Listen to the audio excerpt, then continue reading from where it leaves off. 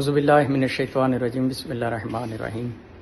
تمام سادات و مومنین، السلام علیکم یا علی ولی صلوات اللہ علیہ مدد۔ باب حسن شاہ جی نقوی صاحب جو رضا شاہ جی کے فرزند ہیں، یہ میرے ساتھ ہیں۔ ہم مومنین کی دعاؤں سے ہم جو ہیں وہ جیل سے فارغ ہو چکے ہیں، اور اس مشن میں سید ولی علی شاہ نے اور بہت سارے وکلاء نے کام کیا ہے، اور بی بی پاک ان کو اس کا اجر عطا فرمائے۔